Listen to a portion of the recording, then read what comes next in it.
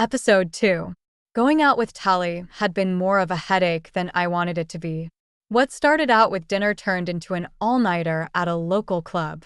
The stench of stale cigarettes littered my clothing from earlier in the night, as well as the few droplets of puke Tally had managed to get on me when I was holding her hair. It shouldn't have been much of a surprise how the evening turned out. Yet, once again, I was left to babysit her while she dabbled in the fun. I wasn't the party girl Tally had become, and even though she knew that, she still tried to drag me around. Sometimes I wondered if that was simply a way to make sure she had a designated driver or if she genuinely enjoyed my company. By the time we had arrived back at her home, the lights were off and it was dark. Tally's drunken form was unable to carry herself up the stairs, which meant that it had been my job to do so. Lucky me. After I had gotten Tally undressed and in bed, and a hot shower had washed away the remainder of the night from my body, I lay on my bed, trying to find the will to go to sleep. Too much had happened over the past few weeks. My mind still reeled from my breakup with Chad, but I also couldn't stop thinking about James's point of view. James was different. Not only was he incredibly sexy, with lips so plump I wanted to kiss him for days, but he was old school. He seemed like the kind of man who knew how to wine and dine a girl, treat her special, and never cheat on her with some mystery girl like Chad did to me. I didn't know James that way, but my mind constantly wondered. I wondered how he would treat me and about all the wonderfully sinful things he could do to me. I didn't understand the rush of emotions he brought over me. I wasn't the bad girl type, and yet everything about him wanted to make me submit on my knees. I'm an idiot to think a man like James Valentino would be interested in me, though. Allison, Tally's mom, is beautiful and classy. She has taste and is sophisticated. I can never be her. Tally had plenty of male friends in this city, and even though I didn't want another relationship, I couldn't help but wonder if one of them would settle my needs. Picking up my phone, I scrolled through social media and took in the various photos of Chad and I that were posted on my account. I hadn't had the courage to get rid of them yet, and looking back at it now, I felt even more pathetic. With a push of a few buttons and much-needed courage, I deleted the history of my relationship with Chad. I welcomed the hollow feeling in my chest when I was finished, but at the same time, it hurt. God, why can't I sleep? I groaned as I looked at the clock, realizing I had spent 2 hours laying awake instead of sleeping.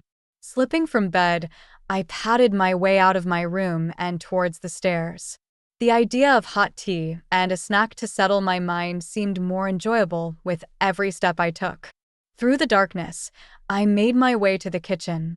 The dim light over the stove was enough for me to see what I was doing and yet not disturb anyone in the home. Not that anyone would likely wake. It was 3 o'clock in the morning, and normal people slept at this hour. As I moved around the kitchen setting the kettle, I hummed a tune from earlier in the night that had gotten stuck in my head. Having fun, a voice called from behind me, causing a small scream to leave my throat as I spun around, coming face to face with James himself. His dark, brooding eyes stared at me with amusement.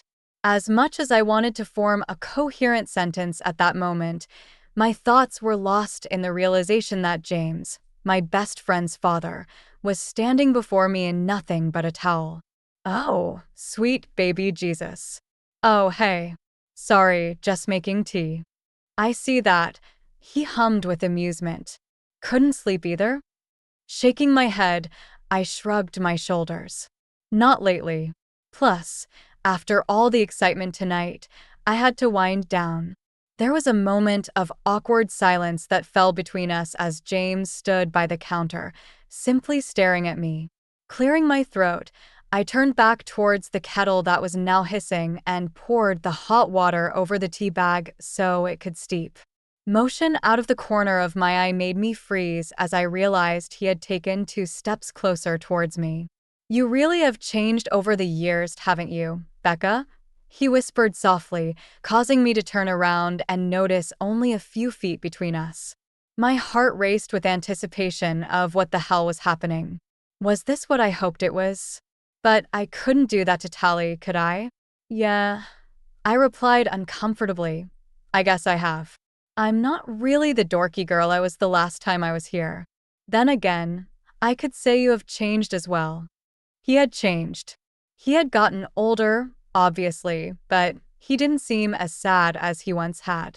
Instead, he seemed satisfied with his life. As if he finally found his calling after leaving his ex-wife, Allison. Interesting. His eyes took me in once more as he casually leaned against the counter. So, did your boyfriend decide to join you this summer as well? My eyes kept drifting down his ripped, toned body. Every muscle was on full display, and only the towel kept me separated from the prize I wanted so desperately to have. I tried not to look, but I couldn't help it when he stood so willingly in front of me. No. I shrugged, trying to remain calm. I don't have one. We broke up a few weeks ago. Intrigue seemed to get to him as I responded, as if that had been the answer he was hoping for. Is that right? Was it mutual then? Glancing down, I shook my head. No, not exactly. No matter how innocent his question had been, the wound of Chad's betrayal was still fresh. So for James to bring it up was like pouring salt on an open wound. I'm sorry if I upset you, Becca. That wasn't my intention. No. You're fine, I replied as my eyes met his again. Just, shit happened, and it wasn't the most joyous moment in my life. Nothing I won't get over within time, though. There was an unmistakable fire that crossed his gaze for a moment at my words. I wasn't sure what it was, but it was almost as if he was angry, but pleased at the same time. He was an idiot for letting a beautiful woman like you go. Holy fuck, he just called me beautiful. The compliment caused my cheeks to redden with embarrassment as I bit my lip and quickly turned back to my tea. I wasn't sure why his remark surprised me like it did. Men from his generation were notorious for being this way, or at least, that was the assumption I had with most men I knew his age. My professors and even my dad's friends were from a generation of class. So why was it that his words caused me to react like this? Trying to wrap my head around what he was saying, I cleared my throat and straightened my shoulders. Thank you for your compliment. But I am not as pretty as other women. Plus, I am driven when it comes to my career. So I wasn't giving him the attention he wanted.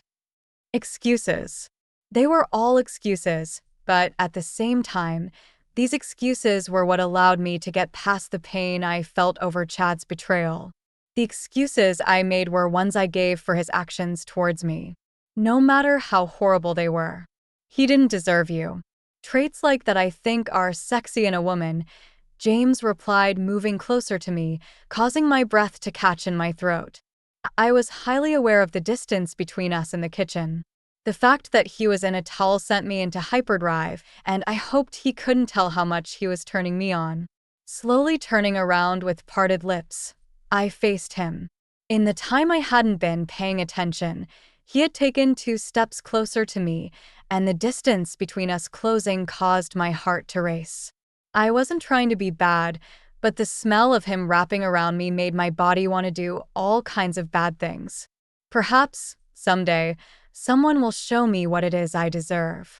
My words came off more flirtatious than I'd meant them to be, and he must have noticed, because his response was to brush against me gently as he reached over my head for a cup. The contact of his skin against mine caused my nipples to instantly harden and my core to clench with desire. I wanted him so fucking bad, but at the same time, there was no way a man like James Valentino wanted me. Not to mention, you horny bitch, that is your best friend's dad. As he pulled back, setting his cup on the counter, I tried to clear my mind.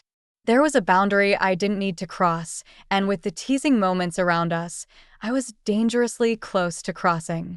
Are you okay? He whispered, causing me to slowly look up at him to see the amusement dancing within his eyes. Of course, why wouldn't I be? I shifted uncomfortably. Are you? As his eyes drifted down towards my chest, I felt the stir within me once more. Oh, I'm more than all right, Becca. He grinned, and his eyes met mine again. It took me a moment to process what he meant, and as I glanced down, I saw the erect strain of my nipples pressing against the white tank top I was wearing. Oh, I'm so sorry, I stammered, wrapping my arms across my chest. It's a bit cold. No, it isn't. He chuckled as he grabbed his glass and went to the fridge to pour a drink. He may have been right, but the arrogant response made my mouth part in surprise. Yes, it is. It's a bit chilly and well, yeah.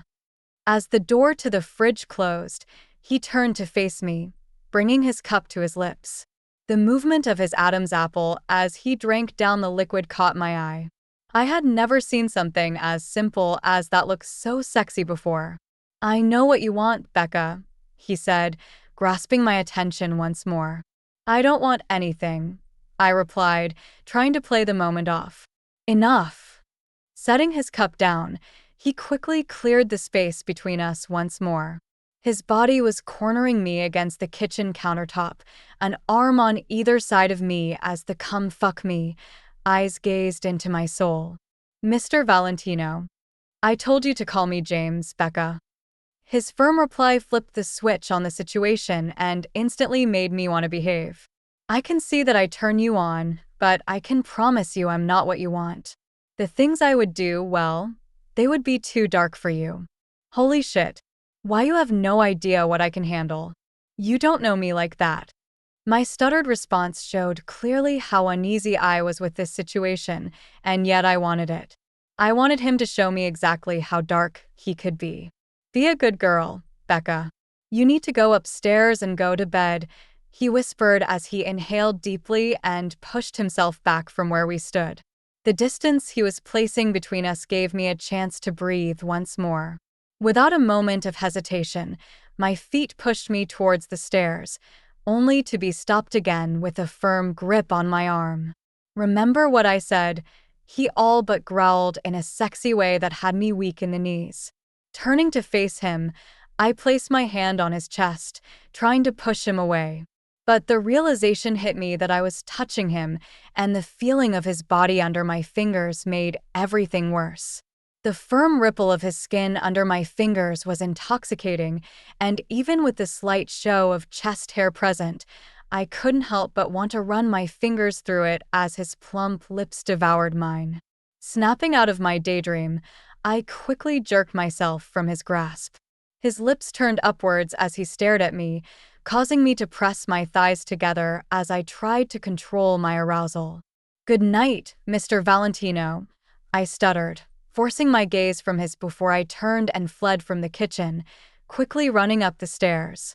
James Valentino was a mysterious man, and there was no telling what he truly meant by what he'd said.